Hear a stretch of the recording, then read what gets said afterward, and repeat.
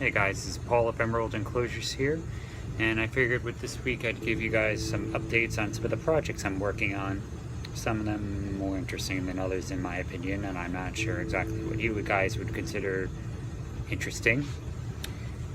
So yeah, I'll just go over a bunch of things I have going on right now, and here we go. I guess I start with this little update on the Camponotus colony I got going here. There's still, between all three of these Bottle Formicariums, they use some more than others. You can see a couple of them moving around this jar. Pretty energetic still. They do hang out in here. You can see the antennas of the one ant moving there. And you could also see some of the moss is growing in to fill in the darker spots. And they're excavating there.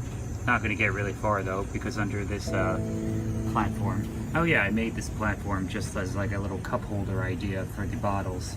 I'm not going to move them around too much because I don't want to disturb them. But it's just a very basic idea I have. I'm going to paint it and lacquer it so that looks better along with putting a top on, but I just haven't had the time because job and other projects I'm working on, some of which I'm going to get to in a minute. And they also have, well, these are the two, what I would consider almost the outworlds, where they come and they just grab things that I throw in for them, like dead insects like this cricket right here. Fruit flies, they'll just grab the fruit flies themselves and then they'll just bring them up. This twine here, go up through this tube and go all the way into the formicarium where the rest of the colony is. I really need to hibernate them soon. I just wanted to give the pupae a chance to finish developing. But soon I'm going to be putting them on the steps of my storm cellar. But in here is just dirt.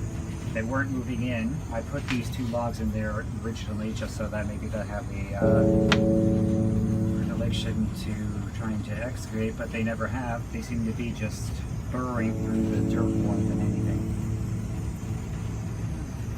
Not too much new with them. So I'll just move on to the next thing.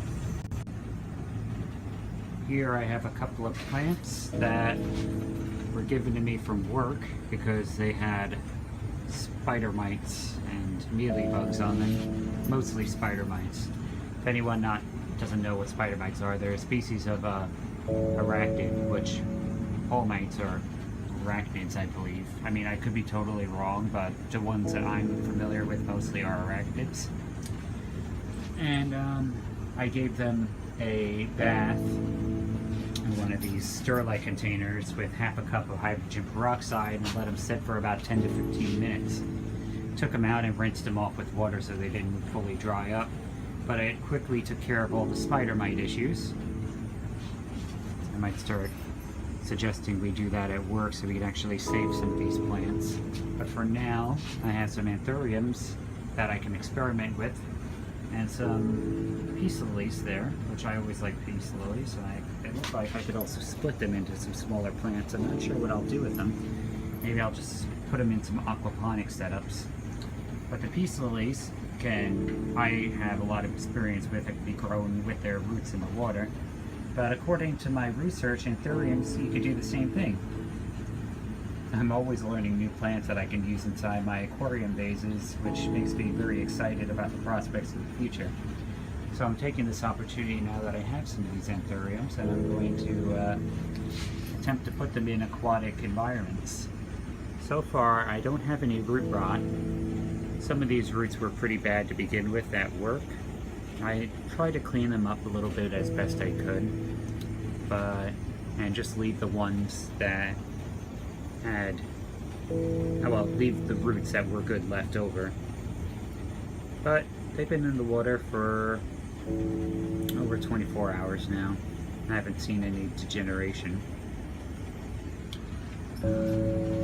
Besides these, I also am attempting to just throw one of the small anthuriums directly into kind of like the same conditions that I would be putting them in the future. Just how I do my acclimations of water culture orchids. You just see the roots hanging out in here. Has a combination of snails, java moss, and duckweed in here. I don't see any problems with the roots yet. They look very colorful, very healthy, no root rot, no disease. Although they still smell a little weird, but I don't have a lot of experience with anthuriums, and I feel like that may be part of just how they naturally are.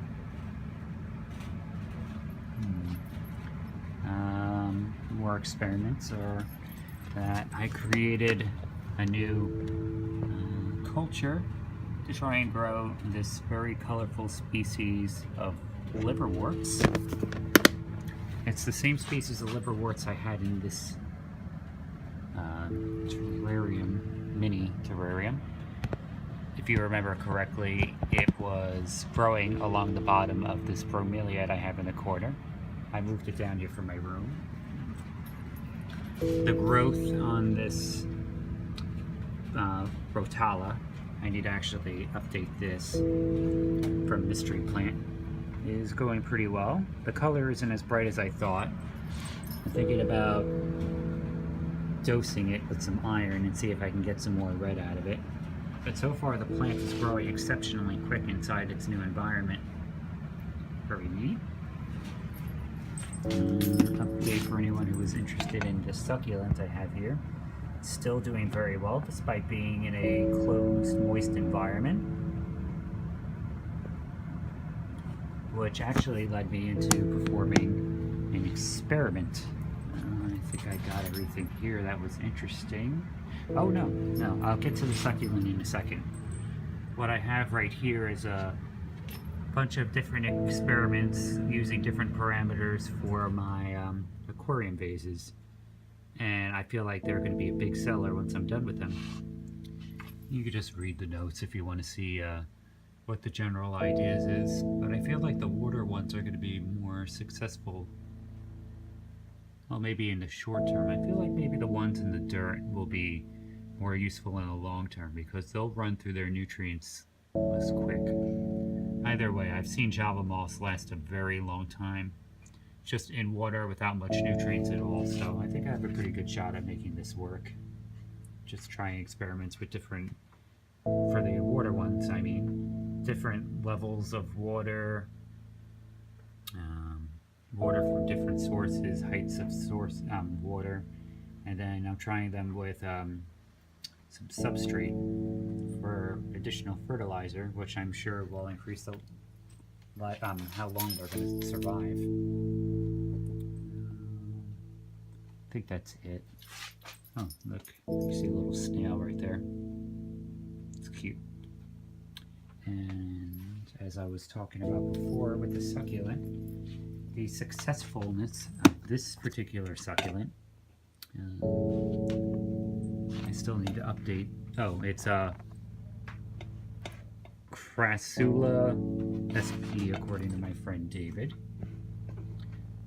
The success of this, which was an accident, I wasn't sure if this was a succulent or not. I always had a sneaking suspicion, but I wasn't able to prove it until I made a post on Instagram. Now that I know, and it has been surviving in this condition for a very couple of weeks, it's given me incentive to try out an experiment, which I just started before I made this video. This here is a Sempervivum succulent. It's very hardy. It can be grown in actual temperate regions.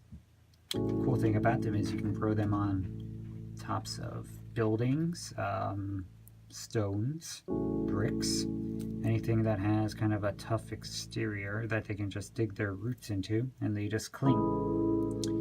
But the thing is that even when it becomes cold out and plants out here in temperate regions will hibernate, they'll die back to their roots and the roots will wait out the winter and grow.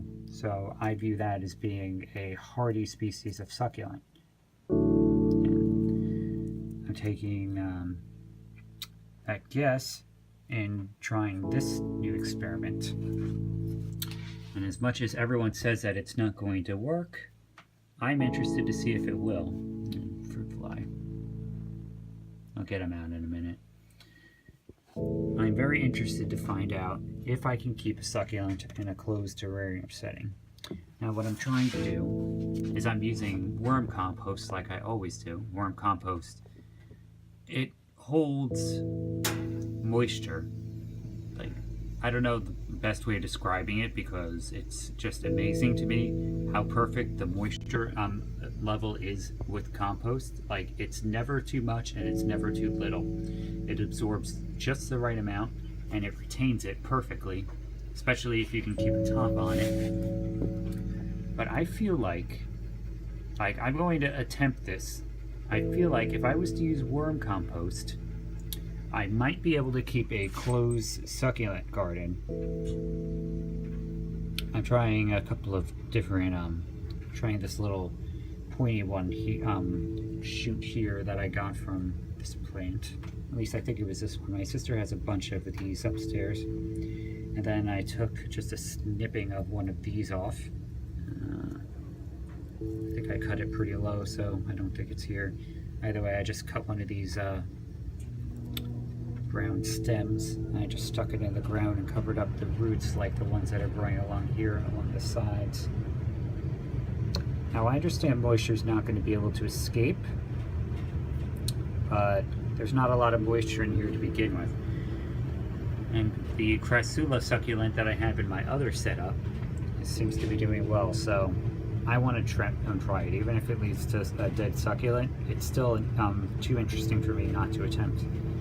So I took those clippings, and then I also am attempting to grow them from leaves, just normal succulent propagation. Not something I usually do. My sister, Kristen, is a succulent keeper, but it seems like a very basic idea. I'm leaving the sides of the leaves up that usually would be exposed to the sunlight. So kind of the curved area is the part that gets hit by the sun the most. So that's the part I left up so that the roots can come out from the bottom of the succulent and move down into the soil, and then a new plant can pop up from there. I should probably space this one out a little bit more. But I'm very interested to see how this is going to work. It's a completely closed top. And I chose this one specifically to make sure that they can get enough sunlight, because succulents love sun. Well, not real sunlight, just my light bulbs.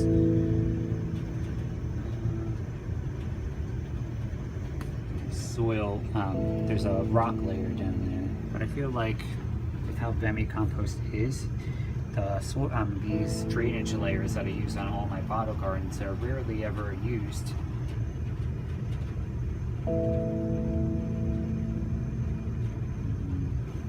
I believe that is the end of my current experiments. I'm going to leave this open for a little bit just to let some of the extra moisture seep out. Put some springtails in here, and springtails also come with moisture. So I'm going to let a little bit more of it dry out before I put this top on and put it on my shelf. Baby shrimp still doing well. Adorable. Just doing their shrimp dance. Every time I pass by this tank, it always makes me smile a little bit. Also, if anyone is interested in frog bits, I just farmed them. And they use 32-ounce deli containers. I'm keeping them like this for a little while just to make sure that none of the little shrimplets got stuck in the frog bits when I move them in here. But if anyone's interested in frog bits, I'm planning on selling these pretty cheap. I'm also planning on making a tank with larger goldfish, and I can feed these to them so that no nutrients gets wasted. The goldfish tank is going to be an aquaponic tank, so basically I'm going to be recycling nutrients. I don't like any nutrients to be wasted between any of my experiments. The water I take from my aquariums, I use it to water my plants, and the plant growth I like to try and feed animals in other setups. so it's all just one big circle. But I do believe that is it. I also have some Swiss cheese philodendrons, where they don't really work that well in the walls at Nava. So while we were in the middle of throwing a bunch of them out, I took some because I didn't have any before now, and I'm sure they can be grown like any other of the philodendrons, just in water. There'll be an interesting accent plant to go along with any of my aquarium vases or any other of my projects that I might be working on. Oh, by the way, if anyone is interested in buying this little succulent garden I made naturalistically with all sorts of varying items, that's another sempervivum succulent. You can see how it really loves the sun. It's moving its leaves up towards it. Well, not the sun, but the 65 Kelvin light bulbs that I use. It's really cool for me to see. And you see, it just looks like its top is really forcing its way, trying to get up to that light. Makes me quite happy to see. We're going to water it soon. Not bad for my first succulent garden. I just incorporated some of the techniques that I used with my bottle gardens, and I think it came out really nice. These turkey tails are probably going to do better in the long run here than they would otherwise. But anyway, guys, that's basically it for the update this week. I'll probably continuously do updates like this each week so I can kind of document my findings for myself and anyone who may be interested, and also give you an idea of what products I'll be putting out soon. Anyway, this has been Paul of Emerald Enclosures. Please like and subscribe if you want to keep updated with my findings, and I will see you in the next one. Guys, have a great day now. Bye. Oh, sorry, I did forget one thing. In these two bottles right here, I'm attempting to grow seeds for Hypoestus, also known commonly as pink slash plants, directly inside the bottles, as opposed to trying to transplant them after they're already full-grown plants. Oh, good. I have one right here that I can show you what it looks like. It branches out when it's blooming, but I mean, it'd be a bit of a snug fit. And it might even stay small because it doesn't have a lot of growing space. But that's them right. That's the same type of plant that's going to be growing inside. I also have 9 seeds growing in here. I think there's one smack dab in the dead center. To sow them, they need light, so if you're ever messing around with Hypoestus seeds, what you should do is just kind of place them on the soil and press them down so that they get plenty of nutrients. Yep, there they are. I can see them, I'm not sure if you guys can. They're in the center, they're in the center, and then they're in the center. 9 spaced out in this culture here. So I'm trying a couple of different experiments with the seeds. If they grow too big inside this container here, then right there it is. Since 1, 12, 17, and 9 of them. If they grow too big, then I'll start just, well, I can actually just sell them as they are. They are nice plants to begin with. But if they grow too big, yeah, sell them as they are. And then I will continue just to put them inside the bottles themselves, which will also be really cool because people will be able to watch plants growing. I just need to make sure that the plants start growing before I sell them. I mean, sometimes seeds don't germinate, and that would be kind of a sad. Oh, and also it would be kind of a rip-off if I sold a bottle with a seed that didn't take. And anyway, that was definitely the last thing I had to show. Later all.